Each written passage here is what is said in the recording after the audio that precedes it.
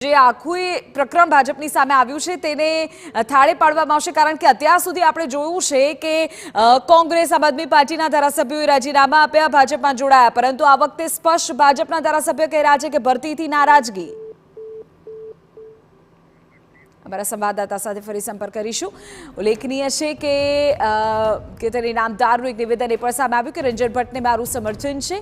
ઉલ્લેખનીય છે કે વડોદરાથી લોકસભાના પુનઃ ઉમેદવાર રંજનબેન છે, માત્ર ધારાસભ્ય પદેથી રાજીનામું આપ્યું છે, ભાજપમાંથી નહીં।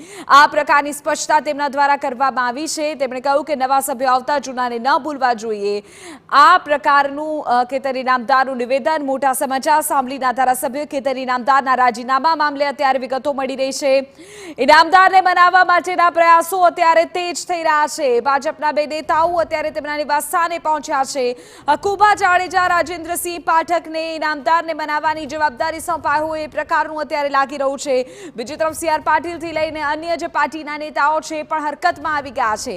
સાવલીના ધારાસભ્ય કેતન ઇનામદારે ભરતી મેળા સામે નારાજગી દર્શાવી અને કહ્યું કે નવા આવતા જૂનાને ન ભૂલવા જોઈએ અને આજ તમામની વચ્ચે ઇનામદારના સમર્થક જે હોદ્દેદારો છે તેઓના રાજીનામા પણ પડવા લાગ્યા છે।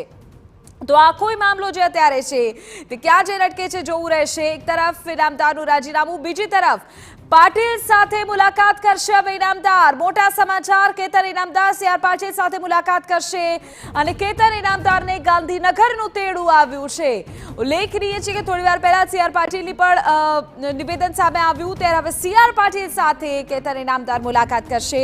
અમારા સંવાદદાતા કિંજલ ફોન લાઈન પર જોડાયેલા છે। કિંજલ, હવે પાટીલ સાથે મુલાકાત કેતન ઇનામદારની થશે, શું પાટીલ ગિરના ઢામમાં ઘી પડે એ પ્રકારનો પ્રયત્ન કરશે?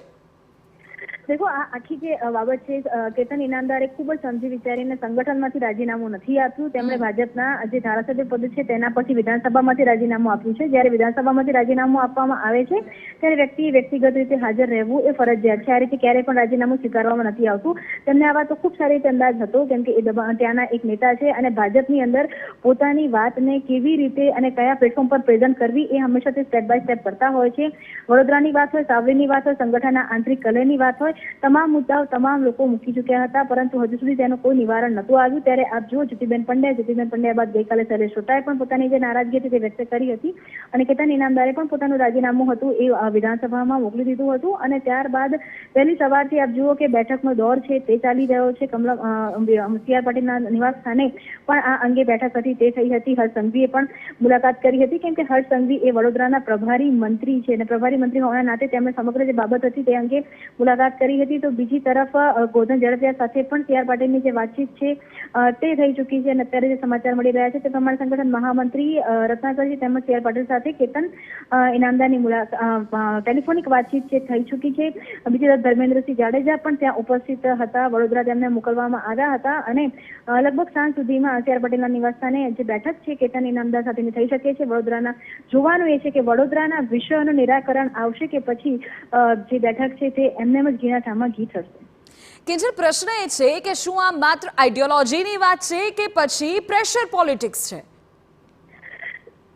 કેતન બીજી બંને વસ્તુ કહી શકાય કે આઈડિયોલોજીની પણ વાત કહી શકાય અને પ્રેશર પોલિટિક્સ પણ કહી શકાય। સામાન્ય રીતે ભાજપની અંદર જે શિસ્તબદ્ધ પાર્ટીની વાત કરવામાં આવતી હોય છે અને એ કારણસર અનેક જે સવાલો હોય છે, સવાલોના જે જવાબ છે તે નથી મળતા હોતા। અનેક મુદ્દાઓ હોય છે તે કાર્યકર્તા વારંવાર રજૂઆત કર્યા હોવા છતાં પણ તેના જવાબ છે તે નથી મળતા હોતા।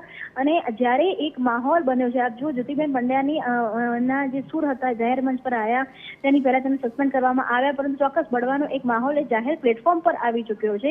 ત્યારબાદ વડોદરામાં એક બાદ એક નેતાઓ છે તે પોતાની વાત છે તે રજૂ કરી રહ્યા છે અને બહુ સ્પષ્ટતાથી પણ કહી રહ્યા છે કે જે લોકો બહારથી ભાજપમાં આવે છે તેના કરતા જે જૂના નેતાઓ છે તે ભાજપની ધરોહર છે। તો ઈશારો ક્યાંક ને ક્યાંક કોંગ્રેસ પર પણ છે, પરંતુ આ સવાલના જવાબ પર એવું લાગી રહ્યું છે કે સીઆર પાટીલ પણ મક્કમ છે, કેમ કે જે રીતે તેમણે કીધું કે વ્યક્તિ તરીકે નારાજગી હોઈ શકે, મને પણ નારાજગી છે, એનો મતલબ એ થાય છે કે પાર્ટીના કેટલાક નિર્ણયોથી સીઆર પાટીલ પણ નારાજ છે, તેમ છતાં પણ તે કોઈ જે પાર્ટીનો નિર્ણય સર્વોપરી હોય છે તેવું તે માનતા હોય છે અને તેમણે એવું પણ કીધું કે તે માનેલા જ છે।